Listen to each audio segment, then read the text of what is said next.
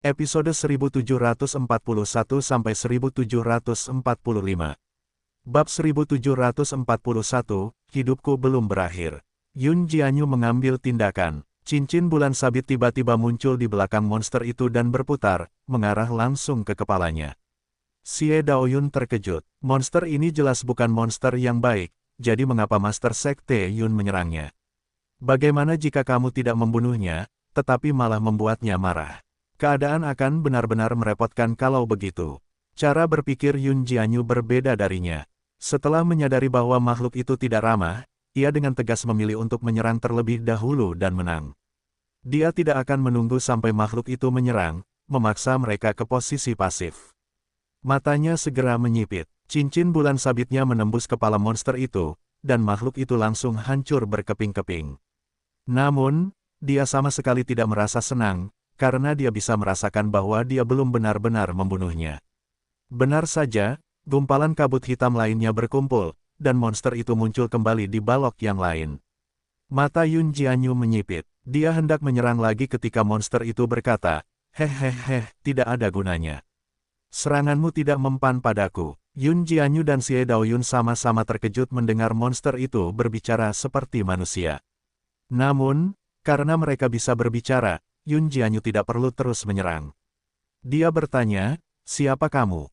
Tempat macam apa ini?" "Kurasa tidak apa-apa. Suasana hatiku sedang baik hari ini, jadi aku akan menjawab pertanyaan. Namaku Sping. Mengenai tempat seperti ini, kalian semua harus menjelajahinya sendiri. Itu pun jika kalian bisa lulus ujianku ini," jawab monster itu.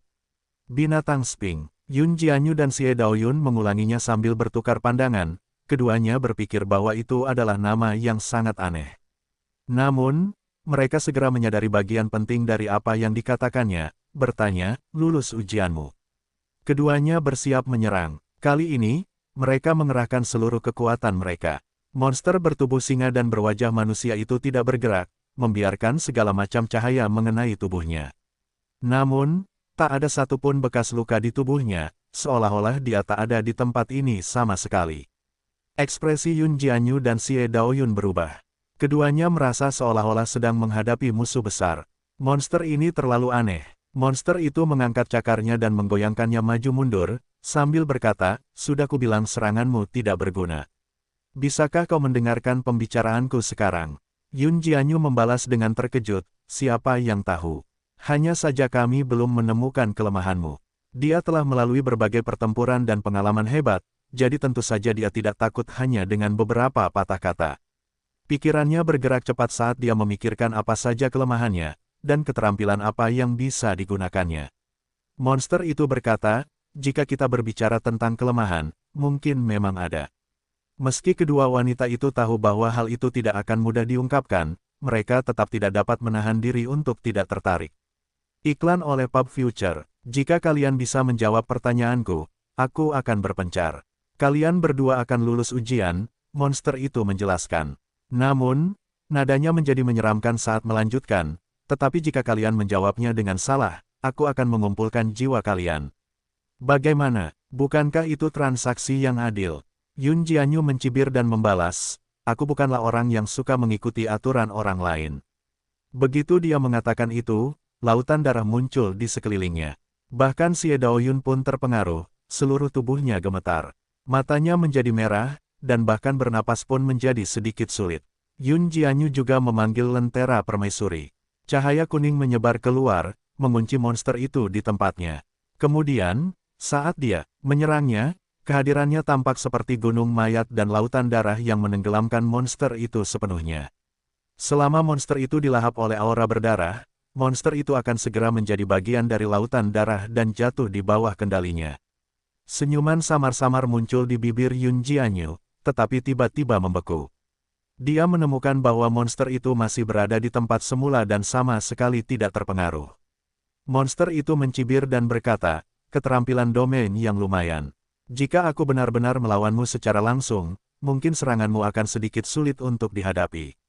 Namun, ada banyak dimensi di antara kita. Bagaimana mungkin seranganmu bisa melukaiku?" Yun Jianyu merasa sedikit sedih.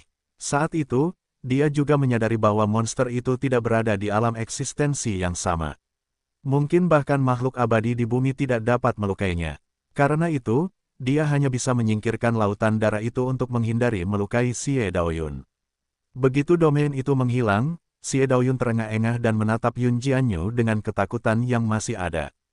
Tidak heran ada rumor itu. Berapa banyak orang yang telah dibunuh wanita ini untuk dapat menciptakan domain jenis ini? Monster itu berkata, karena kau sudah mengerti, mari kita mulai teka-tekinya. Aku sangat menyukai jiwa yang keras kepala sepertimu, jadi kita akan mulai saja denganmu. Setelah itu, monster itu tidak menunggunya untuk membalas dan bertanya, apa yang berkaki 4 di pagi hari, berkaki 2 di siang hari, dan berkaki 3 di malam hari. Ekspresi Yun Jianyu sedikit berubah. Dia merasakan dengan jelas bahwa saat teka-teki itu berbicara, tampaknya ada hukum alam tertentu yang kusut di sekelilingnya. Pada saat itu, dia merasakan sesuatu. Jika dia tidak bisa menjawab teka-teki itu dengan benar, mungkin jiwanya benar-benar akan direbut olehnya.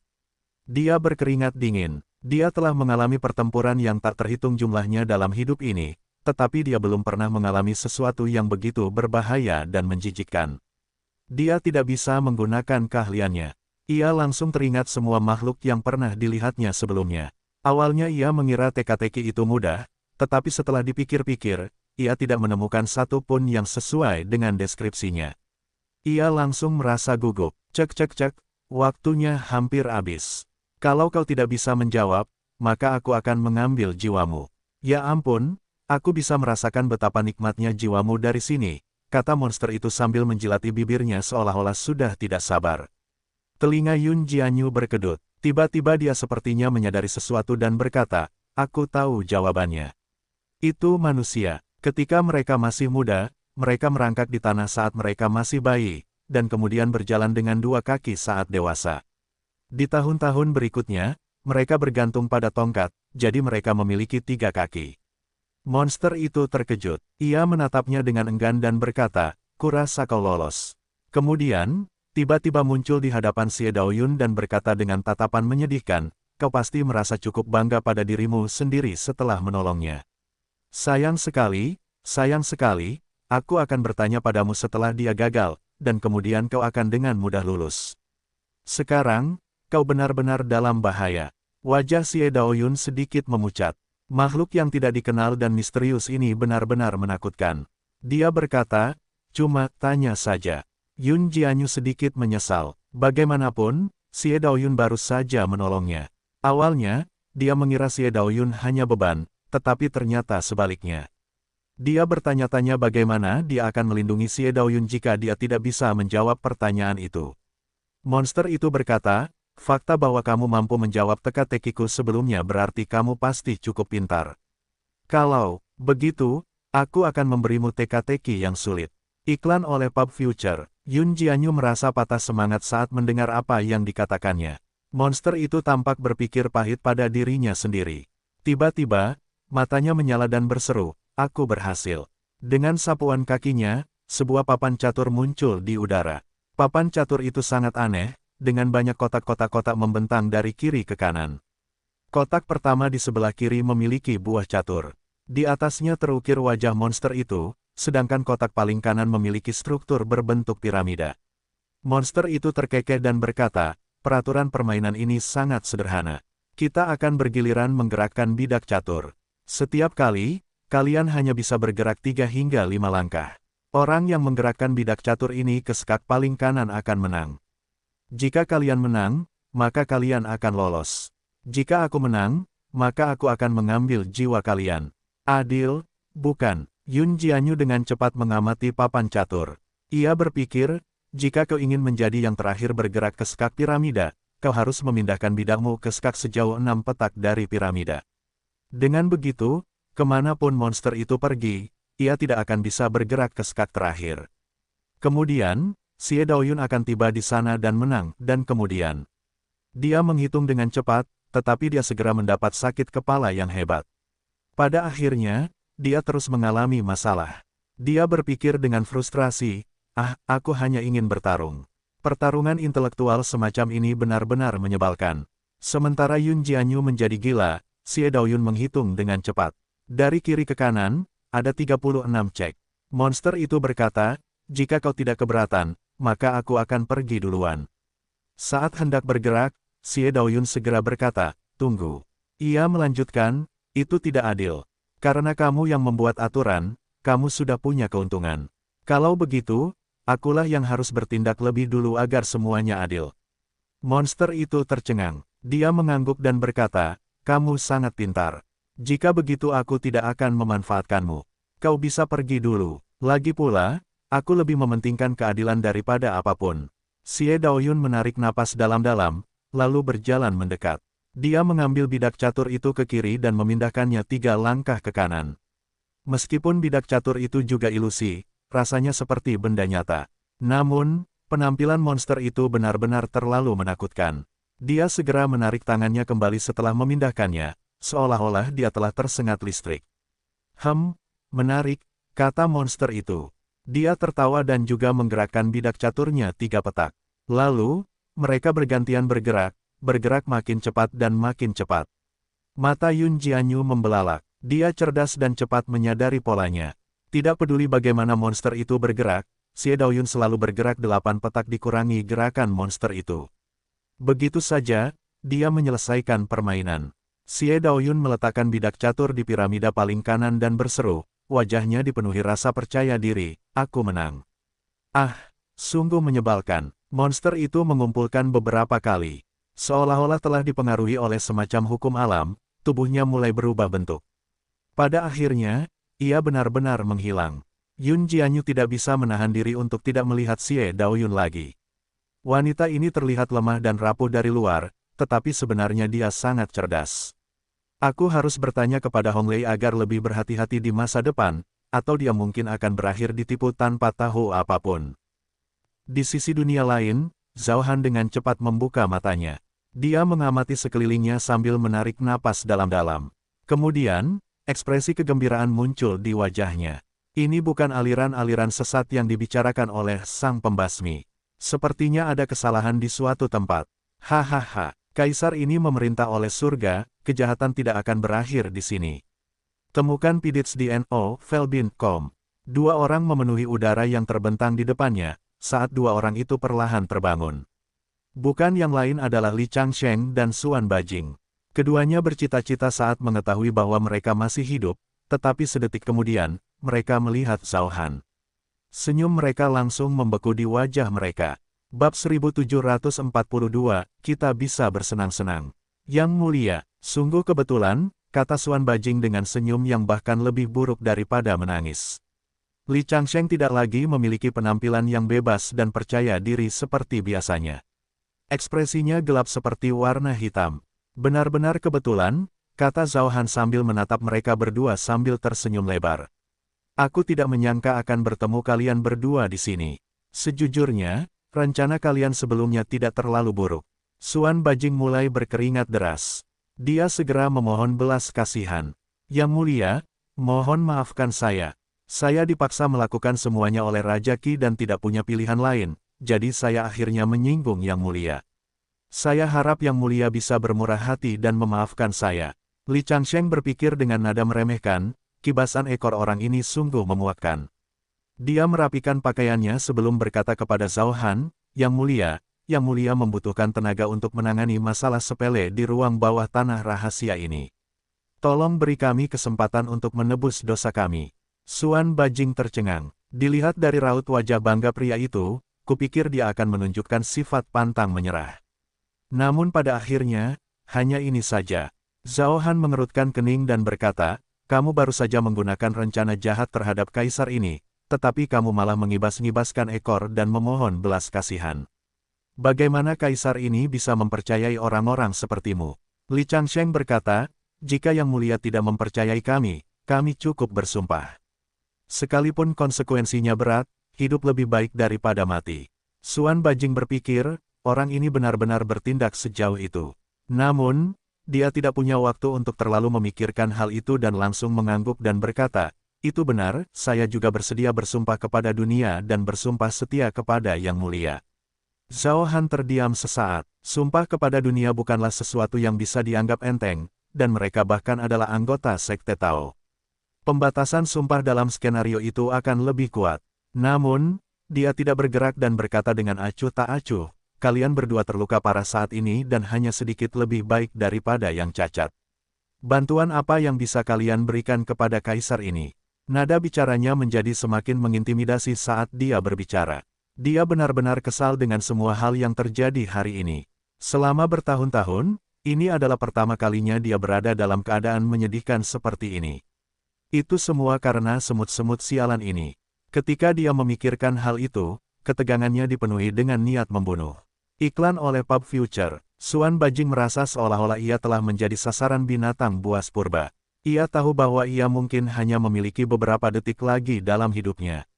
Pikirannya bergerak cepat dan ia berkata, meskipun kekuatan yang mulia tidak terbatas, kami tidak tahu apapun tentang dunia ini.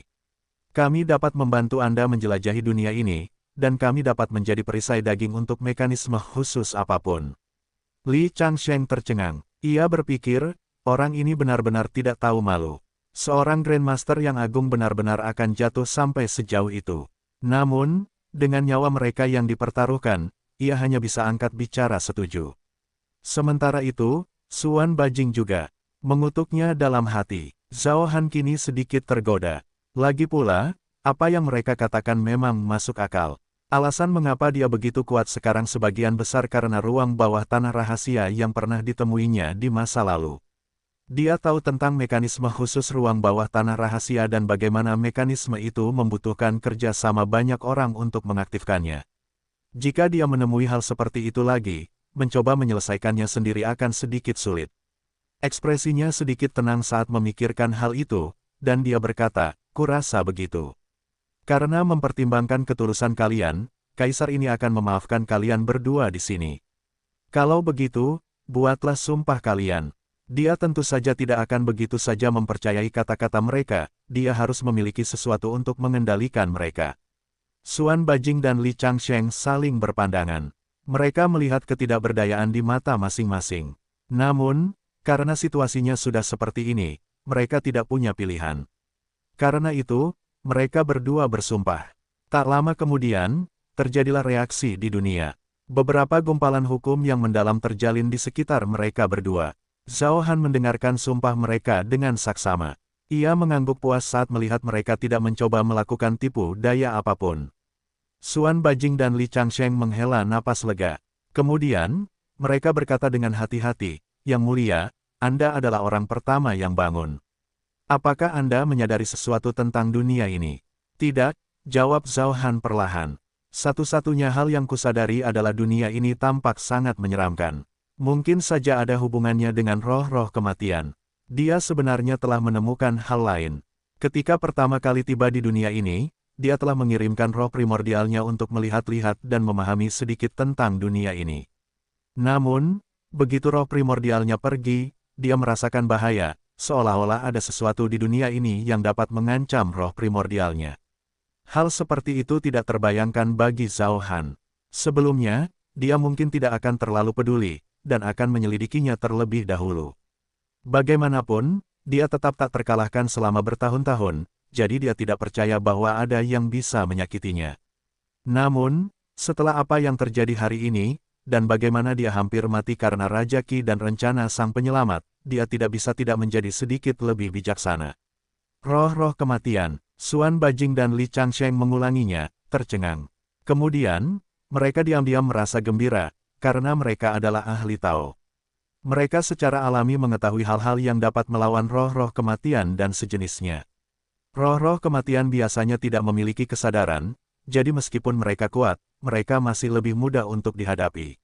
Suan Bajing dan Li Changsheng sama-sama mengambil pil dan memakannya. Raut wajah mereka langsung menjadi sedikit lebih cerah karena luka mereka jelas sedikit membaik. Namun, mereka berdua tiba-tiba menyadari sesuatu. Wajah mereka menjadi pucat pasi dan mereka berteriak, bawahan ini pantas mati, kami seharusnya segera menawarkan obat-obatan kami kepada Yang Mulia. Keduanya merasa sedikit aneh setelah mengatakan itu. Mengapa mereka mengatakan hal yang sama? Biasanya, mereka selalu menjadi orang-orang yang menerima pujian dari sekte mereka, namun sekarang setelah mereka menjilat orang lain, hal itu menjadi wajar saja. Mereka berpikir, itu hanya karena tekanan yang diberikan Zhao Han terlalu besar. Zhao Han menjawab dengan acuh tak acuh, untuk apa kaisar ini membutuhkan pilmu? Makan saja pil itu sendiri dan cepatlah pulih. Aku tidak ingin terus-terusan bersama orang-orang yang tidak berguna. Iklan oleh Pub Future, Li Changsheng dan Xuan Bajing merasa takut, tetapi mereka juga merasa kagum. Zhao Han pertama kali bertarung melawan Raja Qi, dan kemudian sang pembawa anugerah, namun ia masih tampak baik-baik saja. Mereka bahkan tidak melihat satu pun luka. Sungguh luar biasa. Jadi, mereka berdua fokus pada pemulihan. Status mereka di sekte masing-masing sangat hebat, jadi pil yang mereka bawa tentu saja juga luar biasa. Saat kekuatan obat menyebar, mereka perlahan-lahan memulihkan sedikit kekuatan. Bab-bab novel baru diterbitkan di N0VE, Lab IN, Ko per meter. Mereka hendak mengatakan sesuatu ketika mereka melihat dua orang tergeletak di dekatnya. Mereka berseru kaget, siapa mereka? Mereka tampaknya berada di dalam aula leluhur yang terbengkalai. Karena tekanan dari Zhao Han, mereka tidak berani menunjukkan sedikit pun gangguan. Baru sekarang mereka menemukan bahwa sebenarnya ada dua orang yang berbaring di sana. Zhao Han menjawab dengan acuh tak acuh, bagaimana aku tahu? Ketika dia bangun, kedua orang itu sudah berbaring di sana. Dari kelihatannya, mereka juga adalah kultivator. Li Changsheng dan Xuan Bajing saling berpandangan. Mereka berdua memilih target untuk diperiksa dan kemudian bergerak untuk membangunkan mereka. Siapa kalian? Tanya keduanya setelah perlahan-lahan sadar.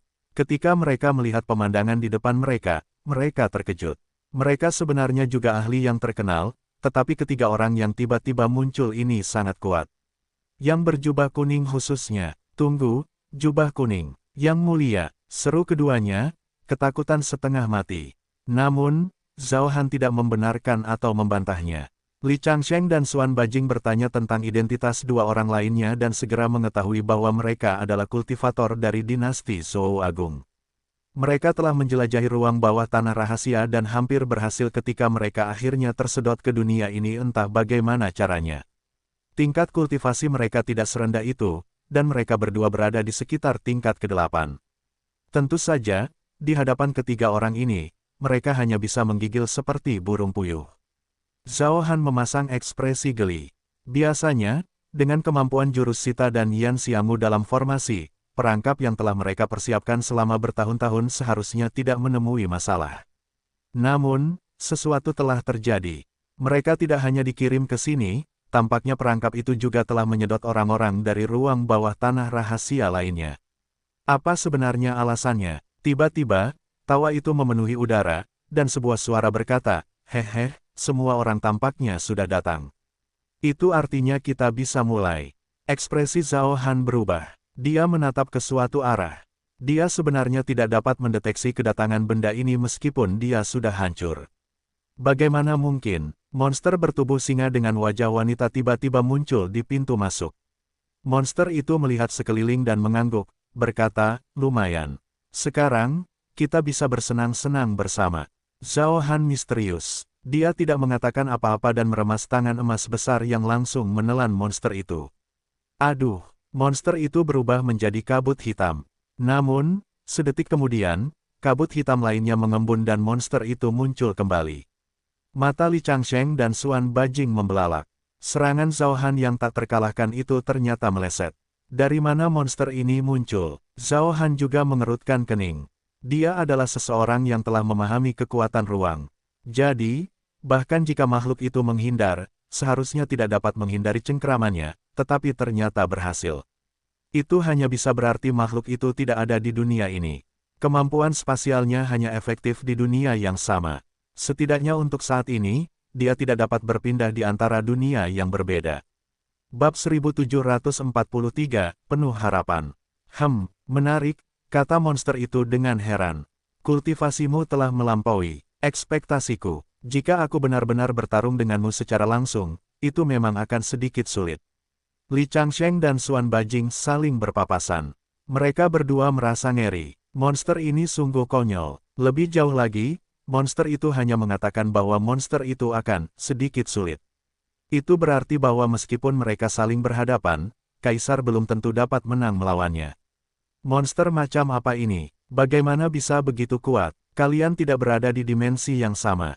Zhao Han bertanya sambil mengangkat alisnya.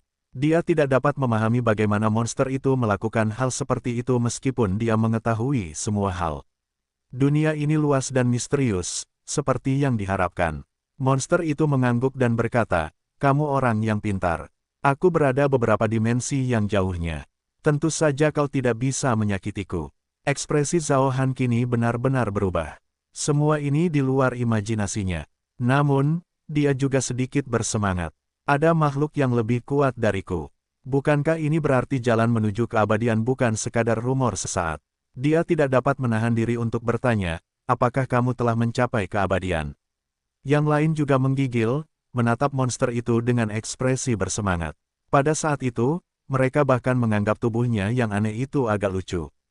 Monster itu juga tercengang. Kemudian, dia tertawa dan berkata, "Sama sekali. Biasanya, akulah yang selalu mengajukan pertanyaan, tetapi hari ini, akulah yang menanyakan pertanyaan itu." Dia berhenti sejenak sebelum melanjutkan, "Jika suasana hatinya sedang baik, tidak akan menjadi masalah besar untuk menjawab pertanyaanmu ini.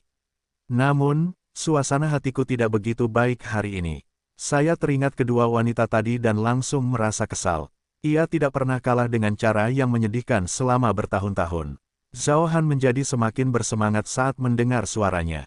Makhluk ini tampaknya benar-benar mengetahui kebenaran tentang keabadian. Dia bertanya, "Bagaimana aku bisa menjawab pertanyaanku? Luluskan ujianku dulu, dan kita akan bicarakan sisanya nanti," kata monster itu, memperlihatkan senyum aneh. "Baiklah, aku Sphinx. Ingat nama ini, atau kau tidak akan tahu bagaimana kau melakukannya." Yang lain semuanya merasa putus asa. Monster ini sangat aneh. Dia jelas tidak sedang membual. Monster itu melanjutkan, "Saya akan segera menanyakan beberapa pertanyaan kepada kalian semua. Jika kalian menjawab dengan benar, kalian akan lulus. Jika kalian salah, aku akan mengumpulkan jiwa kalian. Bagaimana? Bukankah itu adil?" Zhao Han sedikit mengernyit. Tidaklah sulit untuk mengetahui keaslian dari apa yang dikatakannya tadi. Apakah itu benar-benar berada pada dimensi yang berbeda, atau apakah itu berhasil menipunya melalui semacam transfer? Tidak ada alasan untuk menyerangnya secara meleset sekali. Ia tidak terbiasa membayangkan keselamatannya sendiri, jadi ia ingin mencobanya lagi. Seolah merasakan apa yang dipikirkannya, monster itu berkata dengan ekspresi jahat, "Kesabaranku terbatas. Jangan marah." Zhao Han memutuskan untuk mengutarakan pendapatnya. "Karena aku tidak bisa menyakitimu, kamu juga seharusnya tidak bisa menyakitiku. Apa yang kamu lakukan tidak lebih dari sekedar mengatakannya." Li Changsheng dan Xuan Bajing sama-sama merasa kagum. Seperti yang diharapkan dari Yang Mulia, yang terkuat di antara mereka semua. Tingkat ketenangan dan kepercayaan diri seperti ini bukanlah sesuatu yang dapat kita harapkan. Adapun dua orang lainnya, mereka sudah gemetar hebat sehingga tidak dapat berpikir dengan benar lagi. Iklan oleh Pub Future, monster itu menjawab, "Benar sekali. Metode penyeranganku mungkin tidak dapat menyakitimu. Namun, jika kau tidak menjawab pertanyaanku dalam waktu yang ditentukan, jiwamu akan menjadi milikku. Itulah hukum dunia. Ini, sesuatu yang tidak dapat ditentang oleh siapapun." Monster itu berhenti sejenak sebelum menambahkan, "Lagi pula, kau telah membuatku marah. Jadi, saya akan mengajukan pertanyaan yang tidak dapat dijawab dengan pasti oleh siapapun. Dengan begitu, kalian semua pasti akan mati." Zhao Han merasa khawatir. Pada levelnya, dia mampu melihat sekilas hukum di dunia ini. Dia tahu ini adalah sesuatu yang telah terjadi di dunia dan bahwa dia benar-benar tidak bisa menentangnya. Dia tidak berani menyerang lagi ketika dia mengetahuinya. Jika tidak, dia akan benar-benar membuatnya marah, dan itu bukanlah keputusan yang cerdas. Tetapi jika saya tidak menjawab pertanyaannya dengan benar. Saat itu, monster itu berkata, ada 5 orang, jadi mari kita sederhanakan masalahnya dan hanya mengajukan satu pertanyaan." Dengan lambaian kakinya, 9 potong roti pipih muncul di udara, begitu pula dengan sebilah pisau. Kemudian, ia bertanya, pertanyaannya adalah, bagaimana 9 potong roti pipih ini dapat dibagi rata di antara orang-orang yang hadir dengan satu potong? Mereka yang hadir tercengang. Mereka merasa pertanyaan itu sangat aneh. Awalnya tampak sederhana, tetapi setelah dipikirkan-pikir lagi, ternyata sangat sulit. Li Changsheng dan Xuan Bajing adalah tokoh tingkat Master Sekte dari Sekte Tao. Mereka adalah para jenius luar biasa sejak awal, dan pandai dalam hal-hal seperti aritmatika. Mereka dengan cepat mulai berpikir sendiri. Memang memungkinkan untuk membagi 9 roti pipih menjadi 5 orang, tetapi tidak ada cara untuk melakukannya dalam satu kali pemotongan. Namun, jika seseorang menggunakan keterampilan pedang yang cukup halus, satu kali pemotongan dapat melakukan banyak hal. Mungkin itu bisa dilakukan. Namun, masalahnya adalah apakah monster itu akan mengakui pemotongannya atau tidak. Lebih jauh lagi, roti yang melayang di udara belum tentu mampu menahan keterampilan pedang itu. Mungkin roti itu akan hancur dan berserakan. Mereka semua tenggelam dalam pikiran mereka sendiri dan memutuskan untuk menunggu sampai orang lain mencobanya terlebih dahulu. Dengan begitu, mungkin mereka bisa mendapatkan pencerahan darinya. Sekalipun mereka tidak bisa, mereka setidaknya masih punya lebih banyak waktu untuk berpikir. Ketika melihat mereka semua terdiam, monster itu berkata dengan nada sinis, "Ada batas waktu untuk menjawab. Jika tidak ada yang mencoba dalam waktu yang dibutuhkan untuk membakar dupa, semua jiwa kalian akan menjadi milikku."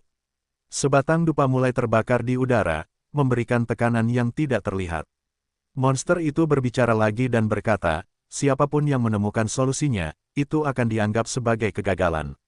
Benar, dan sebagai pengingat, semakin lama Anda menghabiskan waktu untuk tugas ini, semakin besar kerugian yang mungkin Anda alami. Para pendengar merasa bingung dengan tambahannya. Jika semua orang bisa lolos tanpa peduli siapa yang lebih dulu, mengapa disebutkan bahwa semakin lambat mereka mencoba, semakin buruk konsekuensinya? Zhao Han melangkah maju dan tiba di depan bilah pedang itu, sambil berkata, "Aku akan membaginya." Ketika mereka melihatnya bersikap sangat tenang, tampaknya yakin akan keberhasilan, Li Changsheng dan Xuan Bajing sangat gembira mendengar kabar baik yang tak terduga itu. Bagaimanapun, yang mulia adalah yang mulia. Perasaan memiliki yang terkuat di pihak Anda sungguh luar biasa. Monster itu tersenyum samar ketika berkata, "Kau harus membaginya dengan benar, tahu. Kalau tidak, apapun yang terjadi padamu, menurut hukum dunia ini, jiwamu akan hancur." Zhao Han tidak menjawab. Dia mengambil bilah pisau dan memotongnya. Kemudian, dia berkata dengan acuh tak acuh, "Sudah selesai. 1 orang, 3 potong. Pilih yang paling Anda sukai di novel, Bin.com. 2. Kultivator yang lebih lemah ingin melihat bagaimana ia membaginya, tetapi tiba-tiba mereka merasakan hawa dingin di leher mereka. Kemudian, semuanya menjadi dingin, dan mereka memasuki kegelapan total. Li Changsheng dan Xuan Bajing melompat ketakutan. Wajah mereka pucat pasi. Mereka berdua terbunuh hanya dengan 1 pukulan. Mereka bahkan tidak melihat bagaimana Zhao Han menggunakan pedang itu. Namun siapa yang mengira bahwa dia akan mengarahkan pedang itu ke rekan-rekannya? Iklan oleh Pub Future. Monster itu jelas tercengang. Setelah beberapa saat, dia menghela napas dan berkata, "Saya tidak menyangka mereka bisa berbagi seperti ini." Setelah itu, sosoknya berubah bentuk dan menghilang. Hukum misterius yang mengelilingi ketiga pembudidaya itu juga menghilang bersamanya. Zhao Han tetap tenang saat berjalan keluar, sambil berkata, "Baiklah, mari kita jelajahi dunia baru ini bersama-sama." "Ya, tentu saja, tentu saja." Li Changsheng dan Xuan Bajing menjawab, keduanya merasa terkejut. Mereka buru-buru mengikuti. Sementara itu, Wei Su memarahi Zuan. "Bos, bukannya aku mengkritikmu, tapi kenapa kau bertingkah seperti pria yang baik? Baik atau buruk, setidaknya kita bisa mendapatkan sedikit informasi. Bagaimanapun juga, jika kamu seorang pria, maka kamu tidak akan kehilangan apapun." Qiu Honglei merengek padanya. Wei Su buru-buru berkata, "Jika benar-benar ada hantu, tidak mungkin dia akan menyerah begitu saja. Saya akan mengurus yang berikutnya, jadi jangan berdebat dengan saya. Lagi pula, itu akan sia-sia bahkan jika kau melakukannya." Zuan tersenyum lebar sambil menjawab, tentu saja, aku tidak akan bertarung denganmu." Ketika melihat senyum Zuan yang ceria dan santai, Wei Su tercengang. Dia segera berkata, tidak mungkin, bos, kamu terlalu tampan. Jika kamu berdiri di sana, hantu perempuan itu hanya akan mengejarmu." Zuan berkata dengan ekspresi aneh, "Baiklah, kalau begitu kita akan jalan-jalan, untuk melihat apakah kita bisa menemukan hantu perempuan itu untuk diajak mengobrol." Wei Su tersenyum dan menjawab, "Bagus sekali. Tanpa bos, kalau tidak salah, di sini, aku mungkin benar-benar bisa beruntung. Zuan dan Qiu Honglei berjalan menuju pintu masuk. Zuan tidak dapat menahan diri untuk tidak berbalik dan bertanya, apakah kamu akan berada dalam bahaya sendirian? Wei Su menepuk dadanya dan berkata, Bos, jangan meremehkanku sekarang. Aku sudah pergi ke berbagai tempat dan mengalami berbagai hal. Aku ahli di bidangku sendiri sekarang. Tidakkah kau terlalu khawatir ketika itu hanya mengusir hantu wanita? Kalau begitu, kamu harus berhati-hati, kata Zuan, merasa itu masuk akal. Karena itu, ia membawa Qiu Honglei bersamanya ke dalam kegelapan malam. Tepat pada saat itu, tanaman merambat tebal menyerupai ular yang tak terhitung jumlahnya tumbuh di dalam gua gunung. Seorang wanita yang kuat dan tangguh di tengahnya menatap seorang wanita yang lemah di seberangnya. Dia bertanya dengan suara yang agak androgini, Ying kecil, mengapa kamu kembali begitu cepat? Di mana orang itu? Penampilan wanita itu sama androgininya dengan suaranya. Alisnya begitu tebal sehingga seolah-olah seseorang telah menggambarnya dengan kuas tulis, dan ada lapisan bedak putih tebal yang dioleskan ke wajahnya. Pipinya memerah. Secara keseluruhan, pembuatannya tampak sangat jelek. Little Ying jelas takut padanya ketika dia menjawab, Kakak, itu karena tuan muda itu memiliki seorang wanita yang tampak seperti dewi di sisinya. Aku tidak bisa merayunya. Ketika mendengar apa yang terjadi, wanita jelek itu langsung tertawa terbahak-bahak. Hahaha, tuan muda yang sangat tampan, dan dewi yang cantik. Itulah tipe-tipe yang suka kuajak bermain. Kalau begitu, aku akan pergi dan mengunjungi mereka. Begitu dia berbicara, tanaman merambat yang tak terhitung jumlahnya menjalar ke arah kuil yang jauh. Bab 1744, Penghinaan. Nenek mungkin tidak senang jika kita bertindak sendiri, kata Little Ying, merasa sedikit menyesal. Sikapnya terhadap tuan muda yang sopan itu sangat baik, dan dia benar-benar tidak ingin hal-hal buruk terjadi padanya karena kakak perempuan.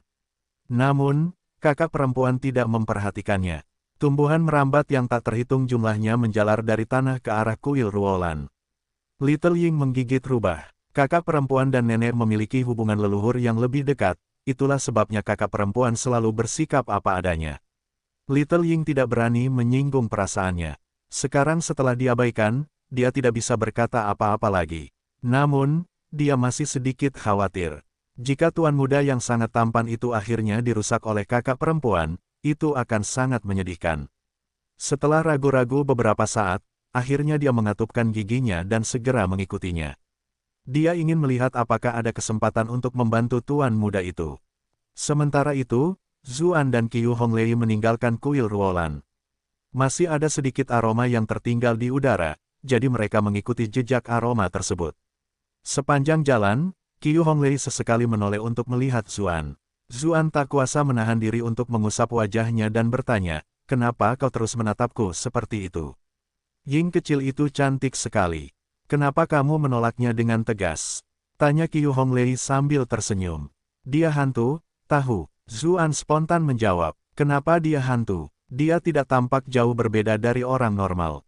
Dia jelas memiliki semua fungsi normal, kata Qiu Honglei sambil menciptakannya. Wei Su kelihatannya sangat tertarik. Dia akan berkomitmen padanya demi cintanya. Zuan berharap dengan ekspresi yang benar, apakah aku orang seperti itu? Jika aku tidak berada di sampingmu, apakah kau akan merindukannya? Qiu Honglei bertanya sambil mendesah. Awalnya, aku cukup senang berada di sampingmu, di ruang bawah tanah ini. Namun, aku tidak menyangka akan berakhir menyeretmu ke bawah. Zuan meraih tangannya dan menatapnya dalam-dalam, lalu berkata, dengan kecantikan kalian semua, mengapa aku masih memikirkan orang lain? Kalian semua, gumam Qiu Honglei, mendesah dalam hati, tetapi dia masih sangat tersentuh. Ahsu gelombang, Mili bergumam dengan nada yang tidak berlebihan. Aku hampir gila karena semua ini. Zuan terdiam, kamu bahkan tidak memiliki tubuh asli, tetapi kamu bilang kamu merinding. Siapa yang ingin kamu tipu? Obrolan antara kekasih yang belum dewasa tidak cocok untukku. Aku akan tidur, gerutu Mili, lalu terdiam. Bagaimanapun, dia memiliki tubuh jiwa yang istimewa, dan perlu banyak tidur untuk memulihkan energinya. Zuan dan Qiu Honglei menghabiskan lebih banyak waktu terpisah daripada bersama. Saat ini mereka memiliki kesempatan langka untuk bersama-sama, mereka saling berbisik-bisik sambil mencari hantu perempuan itu.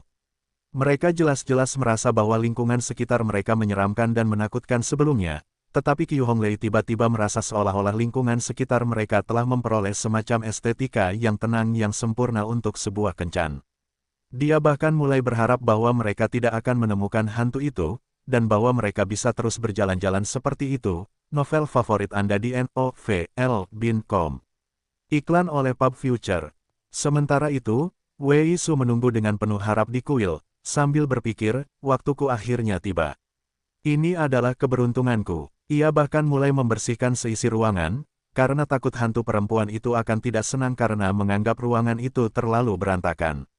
Setelah membereskan semuanya, ia menemukan kursi untuk diduduki. Ia berpikir, jika hantu perempuan pertama gagal, hantu kedua pasti lebih cantik. Lagi pula, jika Little Ying berada di rumah bordil di kota besar manapun, minum teh dengannya saja sudah menghabiskan setidaknya 98 perak. Jika seorang gadis seharga 98 perak saja sudah seperti itu, bagaimana dengan gadis seharga 298 perak? Ia menjadi semakin bersemangat saat memikirkan hal itu. Namun, ia tiba-tiba bertanya-tanya, tunggu, haruskah aku bersikap seperti pria sejati nanti, atau haruskah aku menyerah saja setelah sedikit melawan? Menurut cerita, baik hantu perempuan maupun wanita sungguhan, mereka tampaknya lebih menghargai pria yang jujur. Namun, pria itu tetap memahami keterbatasan wajahnya sendiri.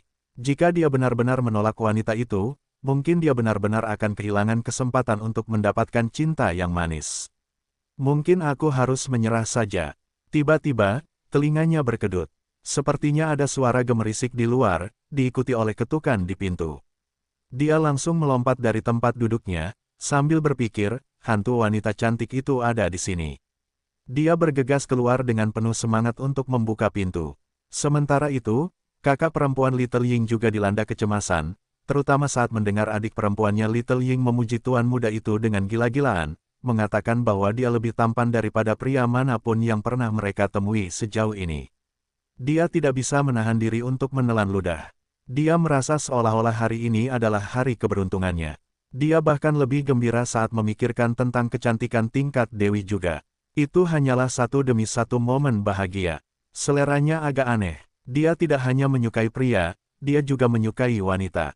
Dia sebenarnya sudah lama menginginkan Little Ying. Sayangnya, nenek telah memberikan perintah yang ketat, dan dia tidak berani menentang nenek. Namun hari ini, ada seorang wanita yang bahkan lebih cantik dari Little Ying. Aku bisa bermain dengan mereka bersama-sama. Apapun itu, aku punya lebih dari cukup tentakel, pikirnya. Bagaimanapun juga, dia adalah roh pohon. Akar yang tak terhitung jumlahnya dengan cepat mencapai kuil Ruolan dan menargetkan ruangan dengan cahaya. Karena ada dua orang yang menarik, aku tidak boleh membuat mereka terlalu takut. Aku harus mencoba beberapa taktik damai sebelum menggunakan kekerasan. Semoga mereka tidak akan gagal menghargai kebaikanku. Karena itu, dia mengetuk pintu dengan sopan, tetapi siapa yang mengira pintu akan langsung terbuka begitu dia mengetuknya. Seolah-olah pihak lain telah menunggu sepanjang waktu. Kedua orang itu saling menatap. Pada saat itu, kuil Ruolan menjadi sunyi senyap. Aduh, keduanya berbalik dan muntah pada saat yang sama. Inikah tuan muda yang sangat tampan yang dibicarakan Little Ying? Seru kakak perempuan dengan marah. Little Ying benar-benar berani menggangguku. Hanya itu untuk 298. Bukankah seharusnya seseorang yang lebih cantik? Seru Wei Su, sama marahnya. Pada saat itu, dia merasa seolah-olah dia telah jatuh dari surga langsung ke neraka. Wah, dia membanting pintu dengan marah. Meskipun dia sudah menantikan pertemuan dengan hantu perempuan, dia masih punya tujuan. Iklan oleh Pub Future, dia benar-benar tahu betul penampilannya sendiri. Bahkan jika wanita yang datang kali ini tidak begitu cantik, selama dia memiliki fitur yang bagus, dia mungkin akan menyerah. Tapi apa-apaan ini, orang ini tidak terlihat seperti pria atau wanita. Dibandingkan dengannya, bahkan aku bisa disebut pria sejati. Kakak perempuan itu menjadi marah ketika mendengar umpatan dari dalam. Dia berteriak, dasar bocah nakal, kau mencari kematian. Wah, pintu itu langsung hancur berkeping-keping. Kemudian, tanaman merambat yang tak terhitung jumlahnya menyerbu masuk, melilit Wei Su dalam. Sekejap, Wei Su terkejut dan segera mencoba membalas. Sayangnya, mereka terlalu dekat satu sama lain, sehingga lengan dan kakinya langsung terjerat dan dia tidak bisa menggunakan keahliannya. Dia hanya bisa mengandalkan kekuatan kasar untuk melawan. Kau punya sedikit kekuatan, kata kakak perempuan dengan suara rendah dan teredam. Pandangannya menyapu seluruh ruangan, tetapi dia tidak melihat siapapun. Si jalang itu menipuku. Kau memang agak jelek, tetapi esensi darahmu masih cukup kaya, katanya sambil mendekat dan menarik napas dalam-dalam. Ia memperlihatkan ekspresi gembira dan berkata, begitu aku menyerapmu, aku akan bisa maju. Mulutmu sangat menjijikkan, seru Wei Su saat mencium bau napas wanita itu dari dekat. Dia merasa perutnya mual, dan dia hampir muntah. Kau mencari kematian, teriak kakak perempuan dengan marah. Sebuah tanaman merambat yang tebal mencambuk wajah Wei Su sambil berteriak, lihat saja saat aku menghisapmu sampai kering. Di saat genting, Wei Su dengan cepat meraih tanaman merambat itu. Wajahnya memerah karena ia mengerahkan seluruh tenaganya. Namun, ia tetap tidak bisa menghentikan tanaman merambat itu agar tidak semakin dekat ke mulutnya. Kakak perempuan buyut mengerutkan kening, dan beberapa tanaman merambat lainnya bergerak mendekat untuk mencongkel tangan Wei Su. Wei Su benar-benar ketakutan. Dia tahu hidupnya dalam bahaya, tetapi dia benar-benar terkekang dan tidak bisa melawan. Dia tiba-tiba teringat Zuan dan langsung berteriak, "Bos, selamatkan, Gurel." Pada saat teralihkannya perhatiannya, tanaman merambat yang sangat tebal itu menerobos pertahanannya dan memasukkan dirinya ke dalam tenggorokannya.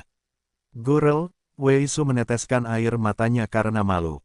Dia tidak pernah menyangka bahwa seorang pria seperti dia suatu hari akan mengalami situasi yang aneh seperti itu. Yang lebih penting, benda sialan ini penuh dengan gumpalan keras. Sementara itu, Zuan dan Qiu Honglei saling bertukar kata-kata sayang ketika mereka tiba-tiba melihat seorang wanita melayang ke arah mereka.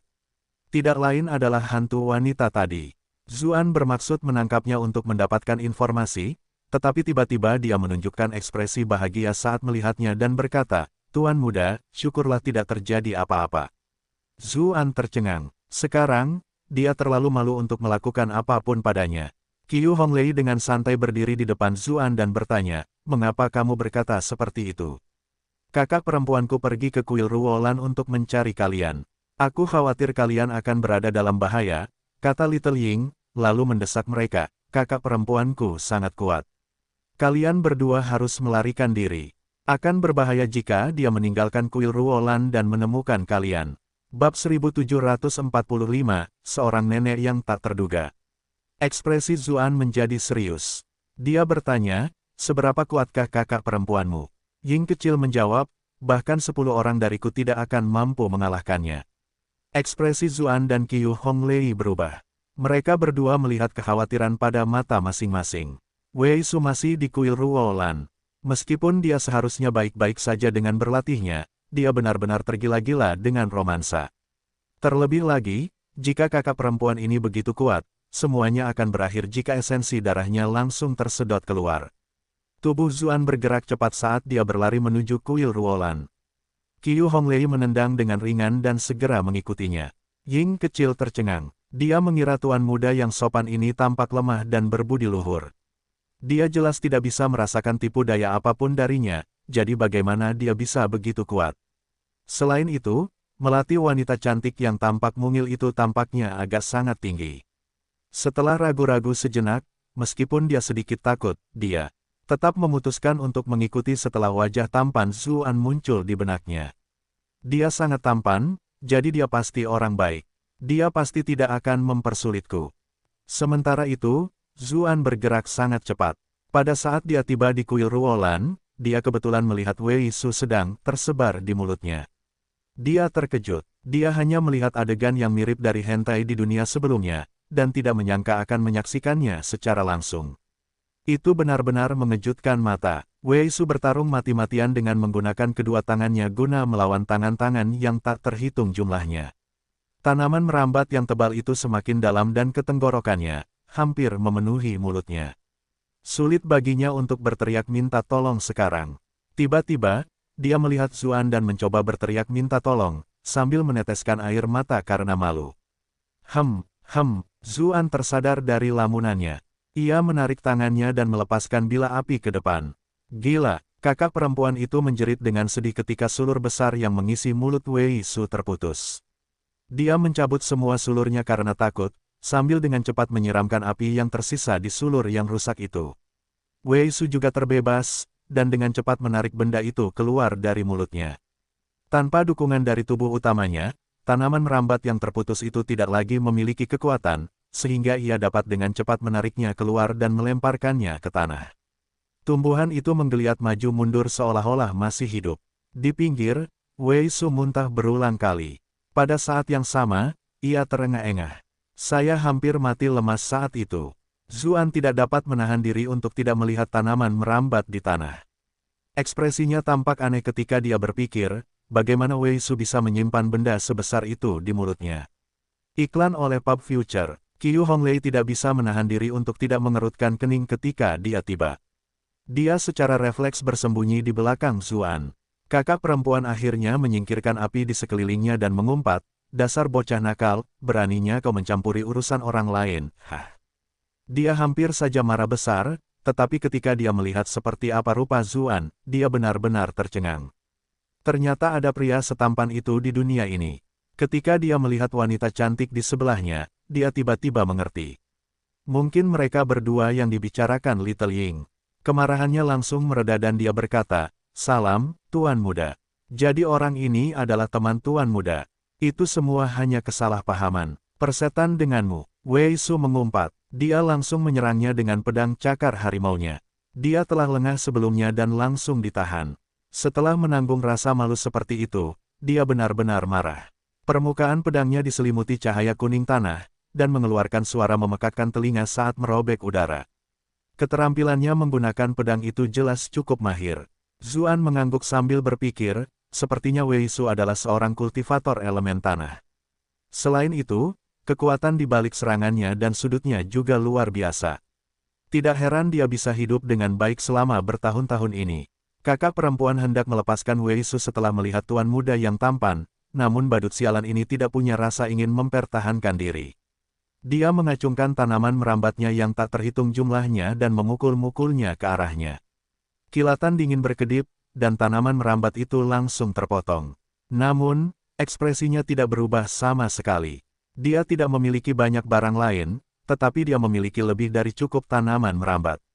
Ketika dia melihat puluhan lainnya datang setelah dia mengiris beberapa, Wei Su kembali menebas mereka dengan pedangnya. Namun, dia menemukan bahwa serangannya tidak terlalu efektif. Tentakel tak berujung yang ada di sekelilingnya membuatnya berpikir tentang apa yang terjadi beberapa saat sebelumnya, yang membuatnya merasa gugup. Dia khawatir tragedi sebelumnya akan terulang kembali dan mundur ke jarak yang aman. Karena mereka sudah mulai bertengkar, kakak perempuan tidak melanjutkan aksinya lagi. Aku akan bersikap baik padamu, tetapi jika itu yang kau inginkan, itulah yang akan kau dapatkan. Karena itu, banyak sekali tanaman merambat yang menyapu Zuan dan Qiu Honglei. Dengan dua orang cantik ini, mengapa dia masih repot-repot dengan badut itu? Ekspresi Qiu Honglei berubah dingin. Dia hendak menyerang ketika Zuan bergerak lebih dulu. Sebila-bila energi tajam menebas semua tanaman merambat itu. Pada saat yang sama, semburan api yang menyilaukan meletus. Baik dari segi kekuatan maupun skala, mereka jauh melampaui serangan sebelumnya. Ahahaha, teriak kakak perempuan dengan sedih. Ia mengacungkan semua tentakelnya untuk mencoba memadamkan api, tetapi apapun yang dilakukannya, api itu tampaknya menempel padanya. Api itu dengan cepat mulai menyebar ke tubuh utamanya. Wei Su membelalakkan matanya. Dia tidak pernah menyangka akan melihat bila energi sekuat itu. Dia berpikir, bos tetaplah bos. Kakak perempuan benar-benar ketakutan. Dia menggertakkan giginya dan memotong sendiri semua tentakel yang terbakar. Sementara itu, dia mulai menggali tanah. Namun, Qiu Honglei segera mengeluarkan lentera permaisuri dan menyinari tubuhnya, dan dia segera berhenti bergerak. Dengan lambaian tangan Zuan, seberkas energi pedang memberikan pukulan mematikan. Makhluk ini tampak sangat jelek, dan dilihat dari cara ia menghisap darah orang lain, jelas ia adalah penjahat biasa. Ia tidak akan membiarkan makhluk seperti itu. Iklan oleh Pub Future. Kakak buyut berteriak dengan getir, nenek tidak akan membiarkan kalian semua pergi. Setelah itu, dia menghembuskan nafas terakhirnya. Zuan merasa seolah-olah bila pengalamannya telah meningkat sedikit. Namun, bukan itu yang menjadi perhatiannya saat ini. Dia memandang Little Ying, yang telah mengikuti mereka, dan bertanya, "Nenek." Ying kecil kebetulan melihat kakak perempuan terbunuh saat dia tiba. Seluruh tubuhnya mulai gemetar. Untungnya, wajah tampan Zuan sedikit menenangkannya, dan dia berkata, "Nenek adalah guru kami." Ketika dia datang ke sini untuk pertama kalinya, karena dia melihat bahwa kakak perempuan berasal dari ras yang sama dengan dirinya, dia memberinya transformasi ajaib. Dengan demikian, kakak perempuan mampu mencapai bentuk manusia. "Nenek adalah roh pohon." Wei Su bertanya, wajahnya pucat karena ketakutan. Jika muridnya saja sudah menjijikkan, makhluk aneh macam apa yang dimiliki gurunya? Dia teringat kisah cinta dalam A Chinese Ghost Story. Nenek di sana tampaknya juga merupakan roh pohon yang jelek. Dia tidak bisa menahan diri untuk tidak menggigil. Tiba-tiba, terdengar suara sedingin es, "Siapa yang berani membunuh muridku?" Kemudian, aura mengerikan melesat ke arah mereka. Ekspresi Little Ying berubah drastis. Dia berkata, kakak perempuan secara ajaib diubah oleh nenek, yang meninggalkan jejak di dalam dirinya. Nenek pasti akan segera mengetahui kematiannya. Oh tidak, dia datang. Kalian semua harus lari. Dia tidak berani tinggal di sana dan segera berlari. Dia jelas takut dijatuhkan oleh mereka. Zuan juga tidak menghentikannya. Little Ying adalah hantu wanita yang baik hati, jadi tidak perlu mengganggunya. Dia berpikir, aku akan bertanya pada nenek itu untuk informasi apapun yang aku butuhkan. Dia pasti tahu lebih banyak. Saat dia merasakan aura itu semakin dekat, dia menatap Wei Su sambil tersenyum, bertanya, haruskah kamu atau aku yang menyapanya kali ini? Tentu saja bos, seru Wei Su, yang sudah bersembunyi di sudut saat melihat tanda bahaya. Pertama, apa kau bercanda? Roh pohon tadi sudah menjijikkan untuk dilihat. Sekarang, ada yang tua datang. Dilihat dari penampilan si kecil, nenek itu pasti kejam dan jahat. Jika ia mengalaminya lagi, mungkin ia akan kehilangan minatnya pada wanita sama sekali. Kali ini, ia tidak memikirkan fantasi berpacaran dengan hantu wanita. Ia hanya ingin menjauhi hal-hal itu sebisa mungkin. Zuan tidak terlalu memperdulikannya. Dia duduk di tengah ruangan dan dengan tenang menunggu kedatangan nenek. Qiu Honglei berdiri di sampingnya sambil bersiap untuk bertarung dengannya. Tak lama kemudian, angin bertiup kencang. Semua pohon di dekat kuil mulai berdesir, sesuatu tampak berdesir di antara mereka. Dilihat dari suaranya, nampaknya itu berkali-kali lebih dahsyat daripada kakak perempuan agung itu. Tak lama kemudian, suara dan aura itu menyatu menjadi sosok di pintu masuk. Saat melihat sosok itu muncul, Zuan yang tadinya tenang menjadi tercengang. Qiu Honglei juga tercengang. Di sudut ruangan, mata Wei Su hampir melengkung. Orang yang datang adalah seorang wanita yang mengenakan gaun elegan. Rambutnya panjang bergelombang, kulitnya seputih salju, dan berambut merah. Tubuhnya ramping dan anggun, dan wajahnya halus dan cantik. Dia sangat cantik. Dia memiliki aura glamor dan kemegahan yang unik. Wanita itu sedang menatap mayat kakak perempuannya. Ekspresi dinginnya saat dia bertanya, apakah kamu yang membunuh muridku? Rahang Wei Su hampir ternganga. Wanita cantik yang konyol ini adalah nenek. Ia berpikir, jika aku tahu akan seperti ini, aku akan pergi. Dia langsung mulai mempertanyakan hidupnya sendiri. Mengapa bos selalu berhadapan dengan wanita cantik yang luar biasa, sementara aku malah bertemu dengan wanita jahat itu? Sementara itu, di sisi lain dunia, ada satu-satunya kedai di kota kecil. Semua orang di dalamnya memandang ke arah seorang wanita berpakaian putih yang duduk di sana, tampak menawan dan transenden seperti seorang dewi. Kapan tempat sekecil ini pernah melihat wanita secantik itu sebelumnya? Yan Suehen sedikit mengernyit ketika merasakan tatapan orang-orang di sekitarnya. Dia mengira kedai ini adalah tempat yang bagus untuk mendapatkan informasi, jadi dia pergi ke sana untuk melihat apakah ada yang tahu tentang keberadaan Zuan. Sayangnya, pada keadaan saat ini, sepertinya dia tidak bisa mendapatkan informasi yang layak.